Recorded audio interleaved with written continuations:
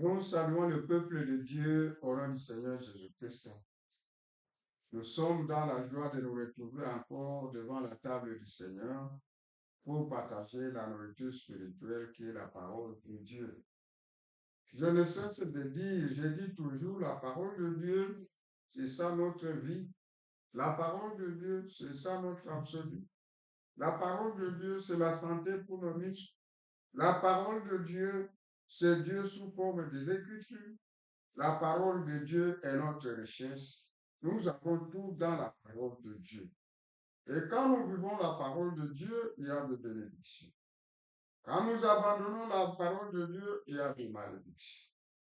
C'est pourquoi nous devons toujours aimer la parole de Dieu et vivre la parole de Dieu pour en bénéficier, pour bénéficier des bénédictions. Que le Seigneur vous bénisse encore une fois ce soir. Nous pouvons prier. Glorieux Père céleste, Dieu Tout-Puissant, Créateur du ciel et de la terre, l'auteur de toute vie, l'auteur de nos vies.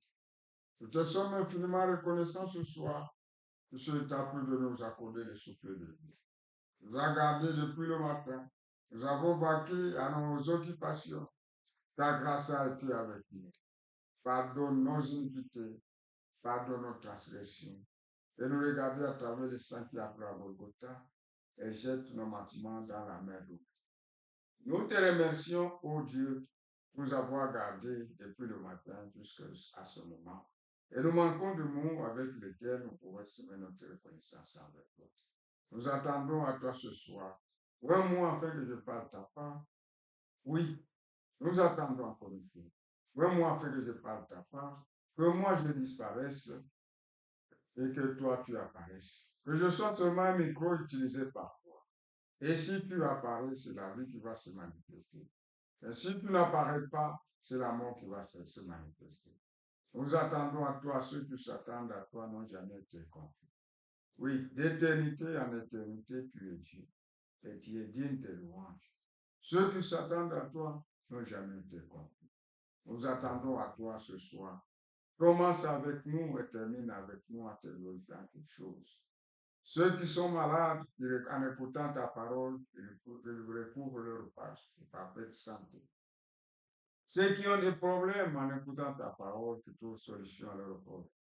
Ceux qui ont besoin du Saint-Esprit, que tu puisses leur accorder au Dieu. Oui, car c'est là notre vie. Et ceux qui ont besoin du salut, que tu puisses leur accorder également. Nous attendons à toi. Commence encore une fois avec nous et termine avec nous. Au nom du Seigneur Jésus-Christ. Amen. Nous sommes en train d'étudier le 7e psaume. Nous poursuivons avec toujours le 7e psaume. Ça, c'est la 3e séance, toujours avec le 3e psaume. Nous pouvons lire la parole de Dieu. Apocalypse 8, le verset 1. Quand il ouvrit le 7e psaume, il eut dans le ciel un silence d'environ une demi-heure. Que le Seigneur ajoute la bénédiction à la lecture de la parole. Oui. On disait, quand on a ouvert le 7e psaume, ce fut un silence d'environ une demi-heure. Et le prophète explique que le 7e psaume prend la fin de toutes choses. C'est la fin des âges de l'Église, c'est la fin du temps, c'est la fin du 7e psaume lui-même, c'est la fin des trompettes, c'est la fin des coupes, c'est l'entrée de millénium, c'est la fin même du monde. Donc, la fin des âges de l'Église, l'enlèvement est dans le 7e psaume. Les trompettes sont dans le 6e psaume, le sceau de la grande tribulation, mais leur fin se trouve dans le 7e psaume. Les coupes se trouvent dans le 6e psaume, dans le sceau de la grande tribulation, le sceau de la colère de Dieu. Oui. Mais la fin de coupe se trouve dans le 7e psaume. Et l'entrée au millénium, c'est dans le 7e psaume. Et la fin même du monde, la fin de cette nature, de la terre en pleine lutte, c'est toujours dans les sceaux. Donc, c'est comme si, comme on lance un fusée, il monte, il explose une fusée, il monte, il tombe par terre, elle explose, elle libère 5 étoiles, une étoile explose, ça libère 5, l'autre explose, et ainsi de suite, et à la fin, tout s'éteint. C'est comme ça que le septième sort. Alors, on a essayé un peu d'expliquer un peu cela. Là, nous continuons avec la lecture de ce que le prophète a dit. Nous avons dit que nous allons beaucoup lire pour qu'on ne dise pas que c'est nous qui parlons. Que le Seigneur vous bénisse. Maintenant, prenons le septième sous, paragraphe 58. On va commencer à aller mollo. Une demi-heure n'est pas longue si vous passez un moment agréable. Donc, c'est un silence d'environ une demi-heure. Une demi-heure n'est pas longue si vous passez un moment agréable. Mais quand cette attente est une question de vie ou de mort, cela semble aussi long que le millénium. C'était si glorieux que Jésus n'a rien mentionné, ni personne d'autre. Jean ne put rien écrire à ce sujet. Cela lui fut interdit. Il n'en écrivit rien. Il n'y eut que ce silence. C'est un silence absolu. Quand on a ouvert le septième psaume, c'est un silence. Les 24 anciens qui se tenaient devant Dieu et jouaient de la harpe arrêtèrent de jouer. Les anges firent cesser leur chant dans le ciel.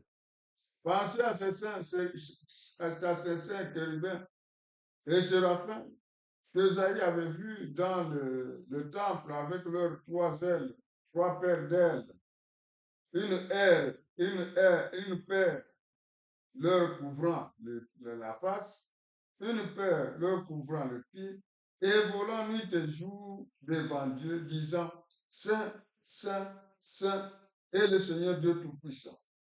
Quand ils entrèrent dans le temple, les portes étaient ébranlées par leur présence. Même ces saints séraphins se turent. Les anges interrompirent leur chant. Ceux qui volaient en présence de Dieu en chantant Saint, Saint, Saint, se turent. Pas de chant des anges, pas de louanges, pas de service à l'autel, rien du tout. C'est le silence.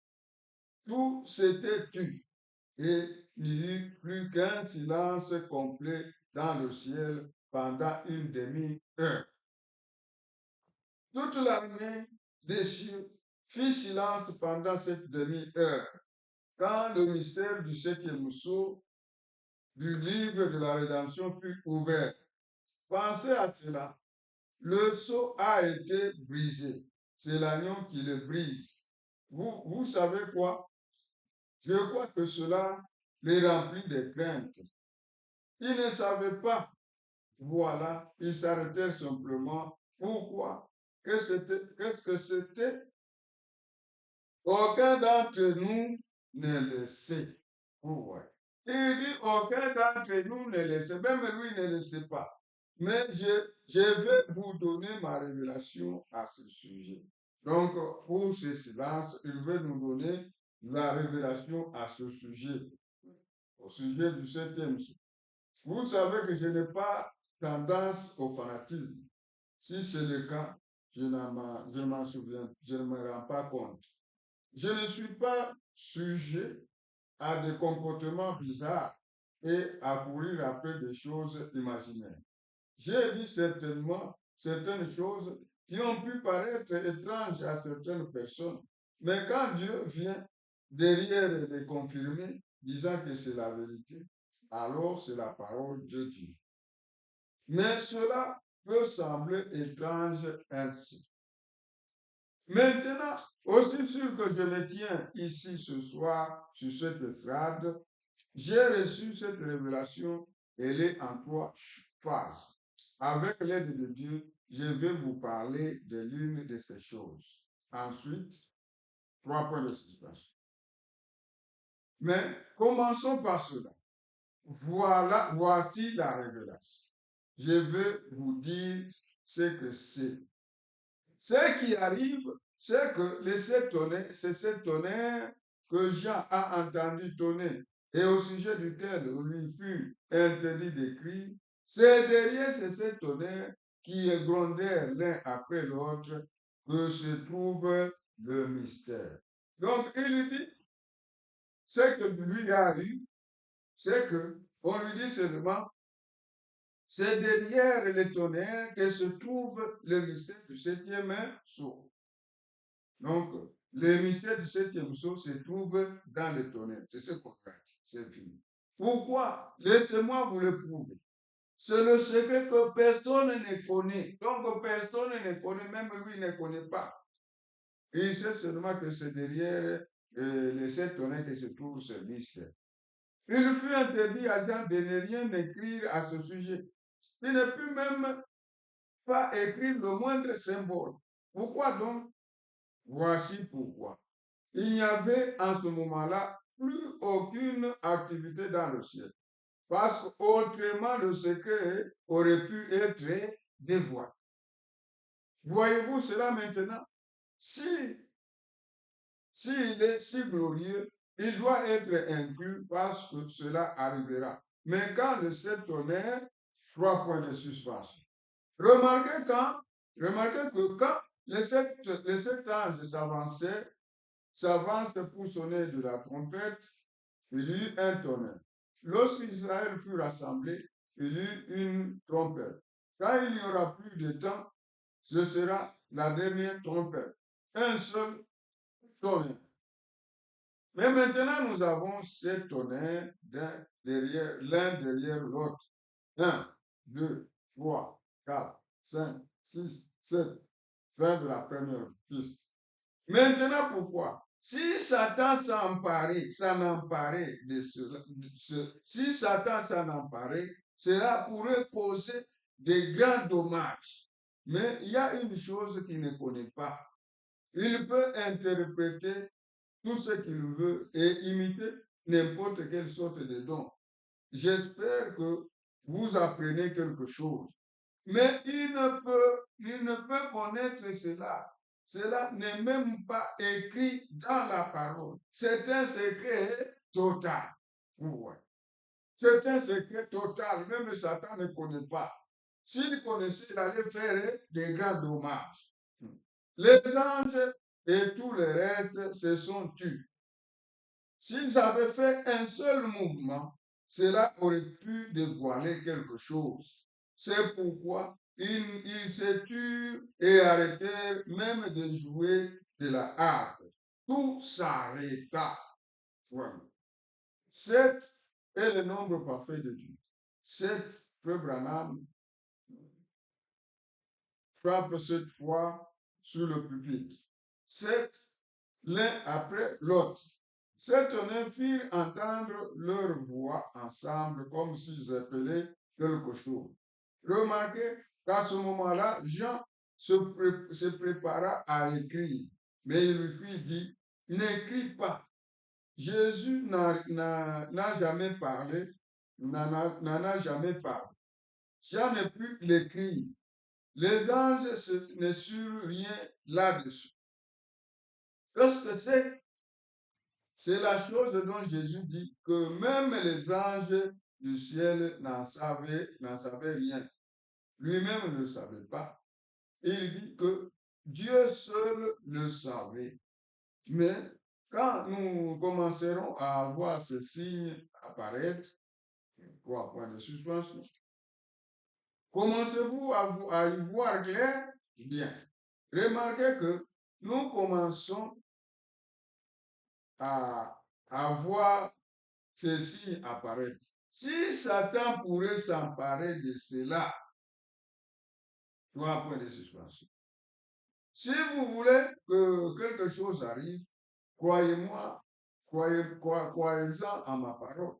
Si je projette de faire quelque chose, je suis assez avisé pour n'en parler à personne.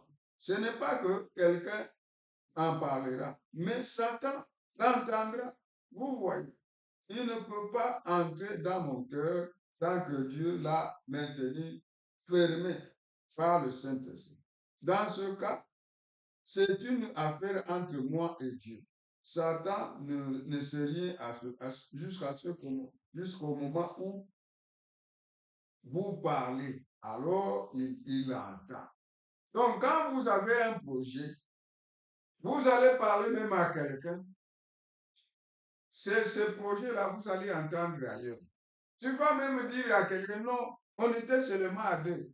Comment ça sort? Non, tu vas même haïr ton ami disant que non, c'est lui qui a parlé. Et pourtant, il n'a pas parlé. Quand tu parles seulement, Satan a entendu. Tu entendras cette histoire ailleurs.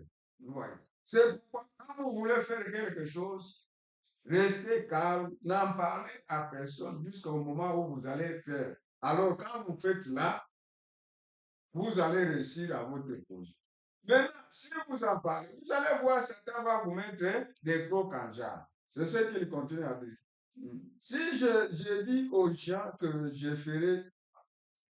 vais faire telle ou telle chose, je peux voir le diable faire tout ce qu'il peut pour me mettre les bâtons dans les roues. Vous voyez. Mais si je peux recevoir la révélation de Dieu et ne rien dire, alors c'est différent. Vous voyez. Donc, certains ne connaissent pas, ne connaissent pas. Alors, je saute, je vais au paragraphe 170. Maintenant, je connais l'étape suivante. Donc, la première étape, la première phrase, c'est, il a dit que la révélation du septième sceau se trouve dans le tonnerre. Maintenant, la seconde étape, l'étape suivante, mais je ne sais pas comment l'interpréter. Cela ne sera pas long. Je l'ai noté ici quand c'est arrivé. Si vous pouvez le voir ici, stop, ne va plus loin que là. Donc, il a écrit stop, ne va plus loin que là. Maintenant, nous sautons. Nous allons au paragraphe 171. Remarquez qu'il n'y eut qu'un seul grand coup de tonnerre, puis cet ange a apparu. N'est-ce pas vrai? Un seul coup de tonnerre et cet ange apparu. Ça, il explique son expérience. Quand on lui avait dit d'aller à l'ouest, il est allé à l'ouest. Maintenant, quand il était à la montagne, il voulait enlever les gratinures là-bas.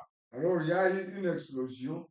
Et dans cette explosion, les 7 anges sont venus et lui était emporté dans cette explosion. Maintenant, quand il était au milieu de la pyramide des anges, on lui a dit de rentrer à Jeffersonville pour l'ouverture de cette sceaux. C'est en ce moment-là qu'il est rentré à Jeffersonville pour recevoir la révélation de cette sceaux. Et l'ange venait chaque fois lui expliquer. C'est ce qu'il dit. Il avait aussi expérimenté un coup de tonnerre. Maintenant, il prend l'écriture aussi. Quand on a ouvert le seau, le premier seau, il y a encore une explosion. Et j'ai vu, lorsqu'il répète l'écriture, Apocalypse 6, le verset 1. Et j'ai vu lorsque l'agneau ouvrit l'un de ces seaux, et j'entendis l'un de 4 animaux disant comme d'une voix de tonnerre, viens et vois. Vous voyez, un seul tonnerre, cette message lui ont été scellés et ne peuvent être révélés avant le dernier jour, en cet âge-ci. Comprenez-vous ce que je veux dire? Je sors. Maintenant, nous allons au paragraphe 193-194. Nous lisons. 193, je saute une partie. Je prends. Bon, je commence sur 193. Il vaut mieux que je m'arrête ici. Vous voyez, je sens que je suis empêché d'en dire plus. Rappelez-vous simplement que la raison pour laquelle ce septième sceau n'a pas été ouvert, ce n'a pas été révélé, la raison pour laquelle il n'a pas révélé, c'est que personne ne doit rien en connaître. Personne ne doit connaître le mystère du septième sceau.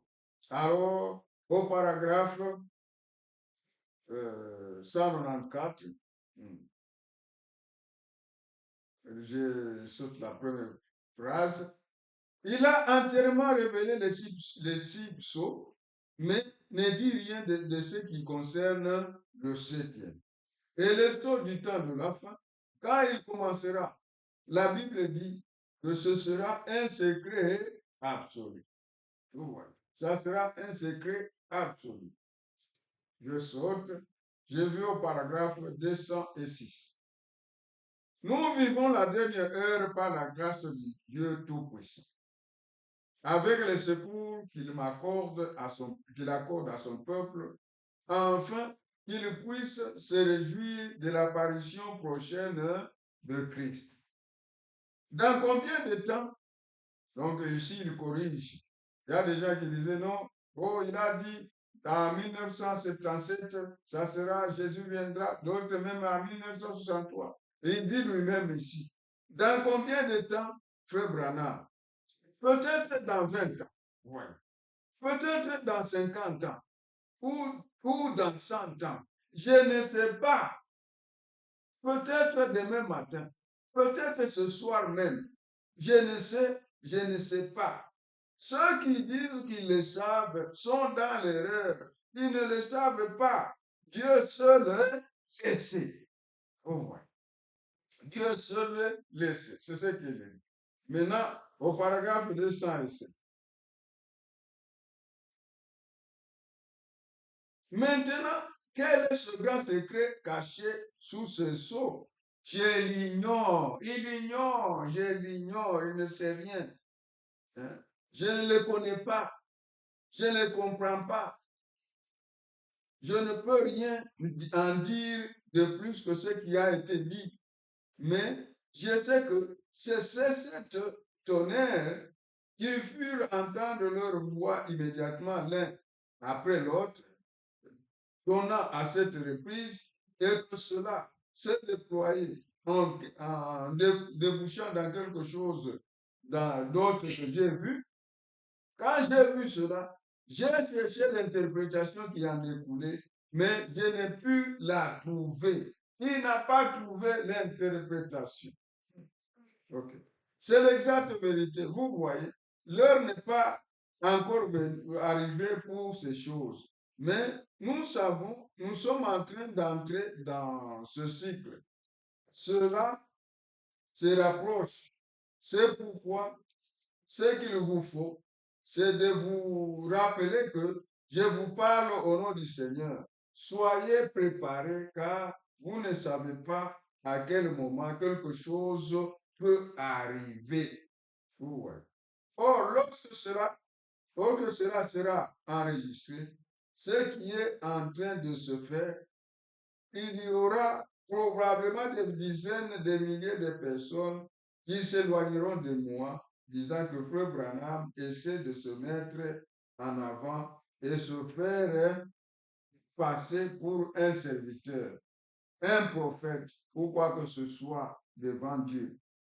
Chers frères et sœurs, laissez-moi vous dire que c'est faux. Je vous dis que ce que j'ai vu et ce qui m'a été dit, faites-en ce que vous en voulez. C'est ce que vous voulez. Je ne sais pas ce qui va arriver. Je ne sais pas. Je sais seulement que c'est cette tonnerre contiennent le mystère et que les cieux se sont tus. Vous voyez. Vous voyez. Et lui, il ne sait rien. Il sait seulement que cette tonnerre contiennent le mystère du septième sceau et que les cieux se sont tus. Allons au 213. Frère Branham, comment cela sera-t-il? Je ne peux pas vous le dire, je n'en sais rien. Mais un de ces jours, si jamais il arrivait que nous ne nous rencontrons plus ici sur cette terre, nous nous rencontrerons là-bas, au trône du jugement de Christ. Et vous découvrirez que dans cette salle, la révélation venue de Dieu, comme toutes les autres qui sont également venues de Dieu, un des mystères de ces sceaux, la raison pour laquelle il n'a pas été révélé, est que ces tonnerres ont fait entendre leur voix et que c'est parfait. Parce que personne ne sait rien à ce sujet. Cela n'a même pas été écrit. Vous voyez ce qu'il dit. Il dit. Prenons le paragraphe 227. Ici, un peu en bas. N'essayez pas d'interpréter les choses. N'essayez pas de faire quoi que ce soit de plus que vivre simplement une vie proche de Jésus-Christ. Vous voyez. Lui donnant gloire et louange. Chacun comprend-il cela maintenant? Aimez-le de tout votre cœur. L'aimez-vous? Il pose la question, il l'aimez-vous? Et il chante même, je l'aime parce qu'il m'aima le premier et à qui mon salut sur le bois du calvaire. Allons au paragraphe 237. C'est une bonne chose que Satan ne connaît rien à ce sujet. Vous voyez. C'est une bonne chose que Satan ne connaît rien à ce sujet. Car si c'était le cas, il limiterait. C'est ainsi qu'il nous joue ce mauvais tour. C'est pourquoi Dieu l'a tellement caché au monde tout entier et même au ciel qu'il n'y aura aucun moyen de le comprendre, sauf quand Dieu le révélera lui-même. Donc, vous allez poser la question, qui révélera? Il dit Dieu lui-même le révélera. Personne ne peut comprendre ça, sauf quand Dieu lui-même le révélera. Vous voyez. Alors, nous sautons ici, il parle de vieilles formes, nous avons déjà parlé de ça. Avez-vous remarqué, à 249 même, avez-vous remarqué quand les Juifs lui ont demandé cela? Vous avez vu que dans l'Écriture, quand nous avons comparé les six sceaux avec Matthieu 24, donc dans Matthieu 24, il a parlé des sceaux. Maintenant, on les a comparés aux 6 sceaux d'Apocalypse. Le septième sceau avait été laissé de côté parce que, vous voyez, Christ dit que pas même les anges ne savaient. Seul Dieu lui-même le savait. Ce n'est pas étonnant puisque ce n'est même pas écrit. Vous voyez, il s'est tué. Rien ne se passa alors. Les anges ne le savent pas. Même les anges ne le savent pas. Personne ne le sait quand il vient. Mais il y aura les 7 voix de ces 7 tonnerres qui apporteront cette glorieuse révélation en ce temps-là. Pour nous, je crois que nous ne le savons pas et que cela ne sera pas connu avant le temps-là. Cela ne sera pas connu avant ce temps-là, mais ce sera révélé ce jour-là, à l'heure à laquelle cela devra être révélé. Vous voyez. Ainsi, la seule chose que nous puissions faire est d'avoir du respect devant Dieu, de le servir, de faire tout ce que nous pouvons selon notre connaissance et de vivre la vie des bons chrétiens. Il donne le conseil, ce que nous pouvons faire, c'est vivre, c'est avoir la crainte devant Dieu, de le servir, de faire tout ce que nous pouvons selon notre connaissance, et de vivre la vie des bons chrétiens. C'est ce qu'il recommande. Nous devons vivre la vie des bons chrétiens. Nous avons donc vu que le 6e sceau nous a été ouvert. Nous l'avons vu. Mais nous savons que le septième sceau ne pourra pas être rendu public avant que cette heure n'arrive. Oh, ouais. Avant que cette heure n'arrive. Il y a bien eu une raison pour laquelle Dieu fit donner ces sept voix, car elles doivent venir, et nous découvrons que Christ, l'agneau, prit le livre dans sa main droite et ouvert le septième sceau. Mais vous voyez, c'est un mystère caché. Le septième sceau, c'est un mystère caché. Et il avait même dit, si Satan s'en emparait, il causerait de grands dommages. Personne ne les connaît. Ça, c'est le paragraphe 250. Personne ne les connaît. Et cela correspond bien à ce qu'il a dit. Personne ne saura quand il viendra. Et personne ne saura rien non plus au sujet du mystère de ces sept tonnerres. Vous voyez donc bien que tout cela est relié ensemble. Donc, le septième sceau et les sept tonnerres sont reliés ensemble. Personne ne connaît. Si quelqu'un vous dit qu'il connaît, c'est un menteur. Nous pouvons comprendre le reste jusque-là aujourd'hui, parce que cela a été exposé. Mais ceci n'est pas exposé. Lorsque j'étais assis dans ma chambre, j'ai entendu, ou plutôt j'ai vu ces choses exposées jusqu'à ces sept tonnerres. Pour l'instant, c'est aussi loin que nous puissions aller jusque-là. Et maintenant, j'ai confiance, j'ai maintenant confiance que chacun de vous servira Dieu, fera ce qui est juste, l'aimera pendant toute sa vie et le servira. Et Dieu prendra soin du reste. Vous vivez seulement la vie du bon chrétien, de bon chrétien. Servez l'Éternel avec crainte. Vous le servez. Dieu lui-même prendra soin du reste. Maintenant, par la grâce de Dieu, nous avons ici au complet tous les mystères de 6 premiers sceaux qui avaient été scellés. Et nous comprenons et nous savons ici que le septième sceau ne doit pas être connu du public. Donc, le septième sceau ne doit pas être connu du public. Quand quelqu'un vous dit que les sept tonnerres sont révélés, il doit savoir aussi le septième sceau. Le tout est lié ensemble. Les sept tonnerres, personne ne connaît. Et le septième sceau, personne ne connaît. Mais ceux qui le connaissent seulement, lui, il dit que le mystère du septième sceau est caché dans les sept tonnerres.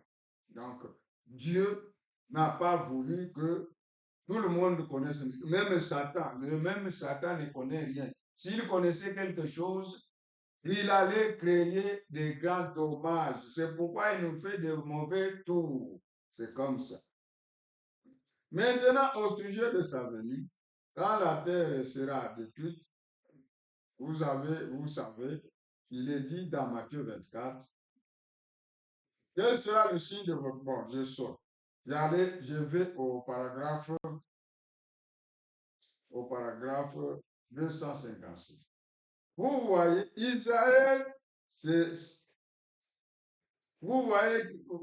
vous voyez Israël se rassembler dans sa propre patrie. Mais vous avez remarqué qu'il a omis la révélation du septième sceau. Et ensuite, quand il ouvrit le septième sceau, il omit également d'en parler. Vous voyez. Quand on a étudié les sceaux, quand on a étudié les sceaux de Matthieu 24, Jésus a omis de parler du septième sceau. Maintenant, quand Jésus ouvrait le septième sceau dans l'Apocalypse 6, il a aussi omis de parler du septième sceau. Donc, quand on a ouvert le septième sceau, ce fut un silence absolu. un silence d'environ une demi-heure.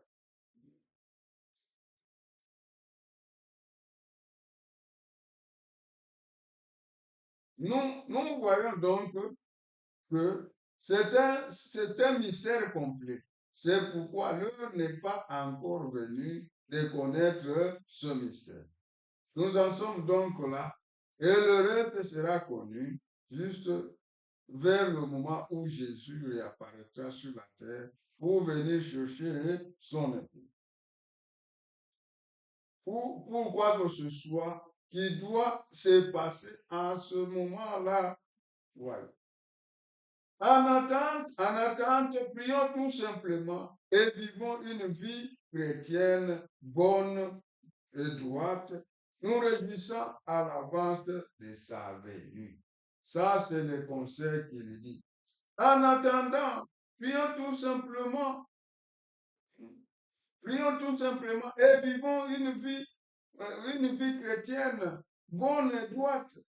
Nous réjouissons à l'avance de la venue du Seigneur Jésus-Christ.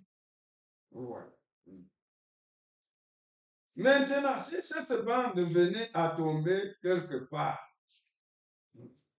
dans les mains de certaines personnes, qu'elles n'essayent pas de faire de ces choses un nouveau isme. Donc, cette bande arrive dans les mains de quelques-uns qui ne fassent pas un nouveau isme, donc un nouveau enseignement. Ils ne fassent pas un nouveau enseignement. La seule chose à faire, c'est de continuer à servir Dieu face à ce grand secret et si glorieux que Dieu ne voulut même pas laisser Jean l'écrire.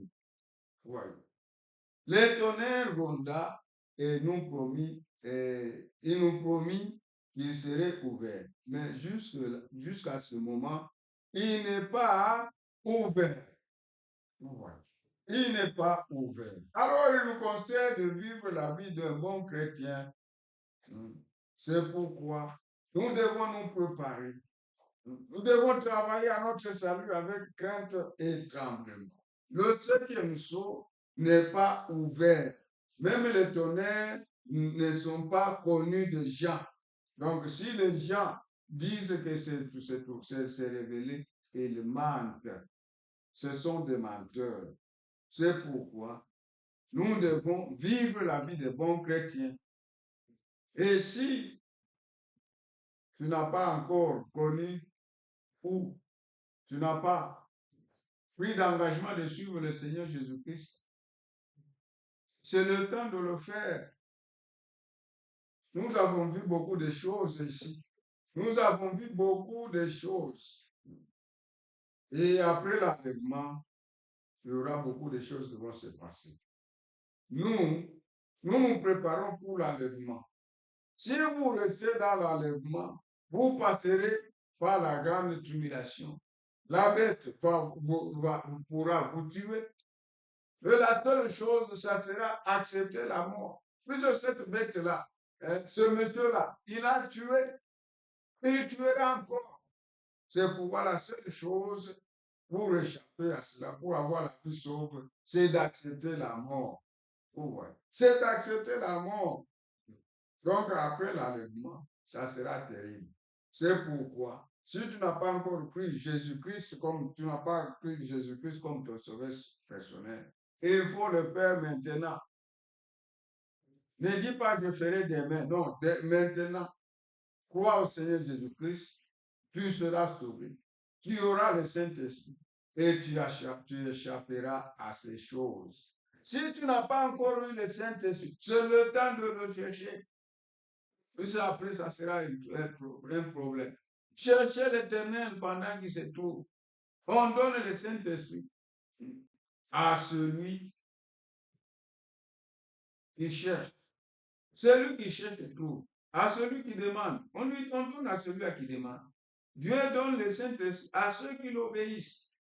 Dieu donne le Saint-Esprit à ceux qui gémissent à cause des abominations qui se commettent sur cette terre. Donc, il est temps de chercher le Saint-Esprit. Si tu n'as pas encore cherché le Saint-Esprit, Et il faut les chercher. Mais, chose étonnante, les gens cherchent beaucoup l'argent. Ils creusent des puits, ils font là-bas, ils font ceci, ils font cela. Ils creusent des puits. Et parfois, les gens meurent. Ils meurent, les gens meurent, mais ils ne cessent pas de chercher. Si chacun de nous pouvait chercher le Saint-Esprit de la manière qu'on cherche l'argent, chacun de nous pouvait déjà avoir le Saint-Esprit. Croyez au Seigneur Jésus-Christ, cherchez le Saint-Esprit et vous échapperez à ces choses qui vont arriver.